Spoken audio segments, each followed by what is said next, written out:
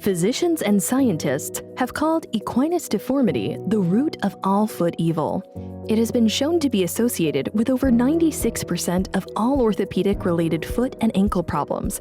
It is also associated with over 83% of all plantar fasciitis cases.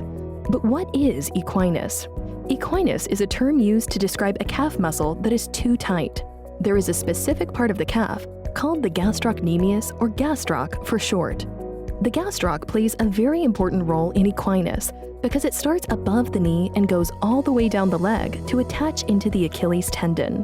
Having a flexible gastroc is key to a healthy gait cycle, but if the gastroc is too tight, it can limit your range of motion in the ankle.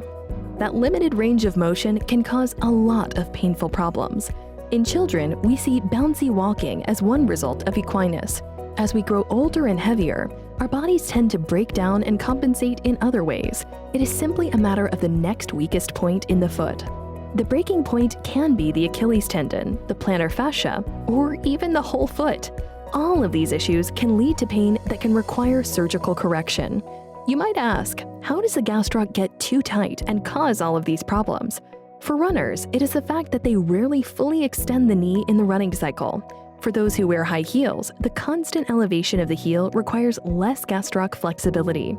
When they get out of their high heels, they do not have enough length in the gastroc, and the added stress can cause a lot of pain.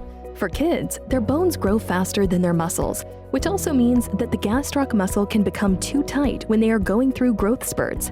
For those who spend a lot of time at a desk or driving, they rarely get to fully extend their legs and flex their feet naturally throughout the day by walking.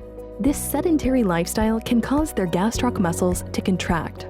For diabetics, high levels of blood sugar cause glycosylation of the tendon, leading to cross-linking of the tendon fibers, which greatly increases the risk of developing equinus.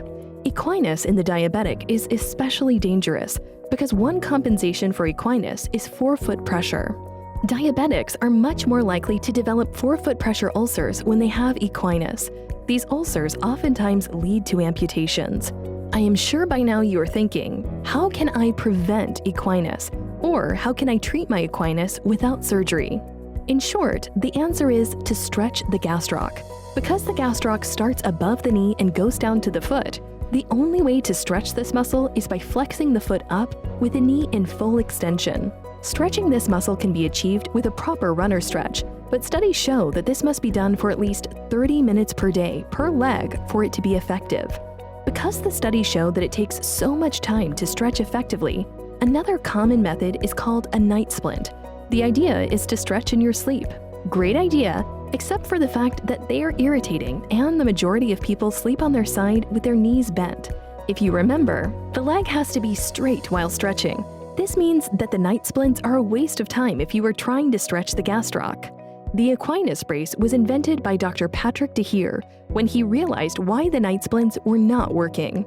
The Equinus brace is a solution that provides the ideal stretch by positioning your foot, ankle, and leg in the correct positions.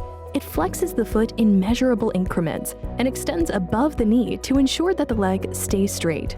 As an added benefit, the toe wedge adds an extra stretch to the plantar fascia.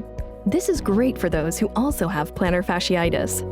Because the correct stretch is provided, the Equinus brace only needs to be used for an hour a day while sitting down. We recommend you do something relaxing while using your brace. Physicians usually recommend stretching both sides for equal amounts of time, because even if only one side hurts, the Equinus is usually present in both legs. Only stretching one side can cause problems because it gives you more range of motion on the side you were stretching, but not the other. This will throw off your biomechanics big time. It is recommended to either use 2 braces at the same time or use 1 brace on both legs. And remember, never try to walk in the brace. Ask your physician today if the Equinus brace is right for you.